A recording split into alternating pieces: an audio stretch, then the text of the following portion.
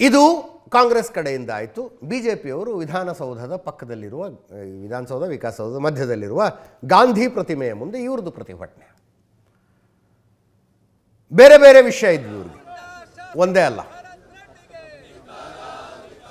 ಅದರ ಪೈಕಿ ಪ್ರಮುಖವಾದದ್ದು ಏನು, ಅಬಕಾರಿ ಸಚಿವ ಆರ್ ಬಿ ತಿಮ್ಮಾಪುರ್ ಅವರ ವಿರುದ್ಧ ಕೇಳಿ ಬಂದಿರುವ ಆರೋಪ, ರಾಜೀನಾಮೆ ಕೊಡಬೇಕು ಅವರು ಅಂತ.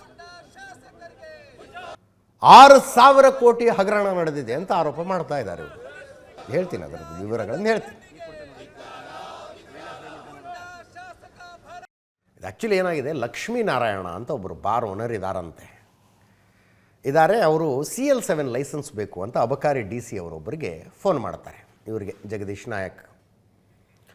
ಇವ್ರಿಗೆ ಫೋನ್ ಮಾಡಿ ನಂಗೆ ಬಾರ್ಲೆ CL7 ಲೈಸೆನ್ಸ್ ಬೇಕು ಅಂತ. ಇವರು 2.5 ಕೋಟಿ ಆಗುತ್ತೆ, ಆರ್ ಬಿ ತಿಮ್ಮಾಪುರ್ ಮಗನಿಗೆ ತಲುಪಿಸ್ಬಿಡಿ ಅಂತೇನೋ ಮಾತಾಡಿದ್ರಂತೆ. ಅದನ್ನು ಆತ ರೆಕಾರ್ಡ್ ಮಾಡ್ಕೊಂಡ್ರು, ಆಡಿಯೋ ರೆಕಾರ್ಡ್ ಮಾಡ್ಕೊಂಬಂದು ಲೋಕಾಯುಕ್ತರಿಗೆ ಕಂಪ್ಲೇಂಟ್ ಕೊಟ್ಟರು ಲಕ್ಷ್ಮೀನಾರಾಯಣ. ಅದೇನು ಮಾತುಕತೆ ಆಯಿತೋ ಏನೋ ಗೊತ್ತಿಲ್ಲ, 75 ಲಕ್ಷ ದುಡ್ಡು ಕೊಡೋದು ಅಂತ ಡಿಸೈಡ್ ಆಗಿದೆ. ಅಬಕಾರಿ DCಗೂ ಲಕ್ಷ್ಮೀನಾರಾಯಣಗೂ ಮಧ್ಯದ ಮಾತುಕತೆಯಲ್ಲಿ 25 ಲಕ್ಷ ತಗೊಂಡು ಬೈಯಪ್ಪನಹಳ್ಳಿ ಅಬಕಾರಿ ಆಫೀಸಿಗೆ ಲಕ್ಷ್ಮೀನಾರಾಯಣ ಹೋಗಿದ್ದಾರೆ. ಲೋಕಾಯುಕ್ತ ಪೊಲೀಸರಿಗೆ ಮೊದಲೇ ಹೇಳೋಗಿದ್ದಾರೆ, ಅವರು ಟ್ರಾಪ್ ಆಗಿಬಿಡ್ತಲ್ಲಿ. ಜಗದೀಶ್ ನಾಯಕ್ DC, ತಮ್ಮಣ್ಣ ಅಂತ ಅಧೀಕ್ಷಕರು, ಲಕ್ಕಪ್ಪ ಅಂತ ಅಬಕಾರಿ ಕಾನ್ಸ್ಟೇಬಲ್, 3 ಜನ ಟ್ರಾಪ್ ಆಗ್ಬಿಟ್ರು. ಈಗ ಬೇಲ್ ತಗೊಂಡು ಹೊರಗೆ ಬಂದಿದ್ದಾರೆ. ಕಂಪ್ಲೇಂಟ್ ಹಾಗೆ ಇದೆ, ಅದು ವಿತ್ ಆಡಿಯೋ ಇನ್ನೂ ರಿಲೀಸ್ ಆಗಿಲ್ಲ, ನಾಳೆ ನಡೆದ್ರಲ್ಲಿ ರಿಲೀಸ್ ಆಗ್ಬೋದು. ಆಡಿಯೋ ಇನ್ನೂ ರಿಲೀಸ್ ಆಗಿಲ್ಲ.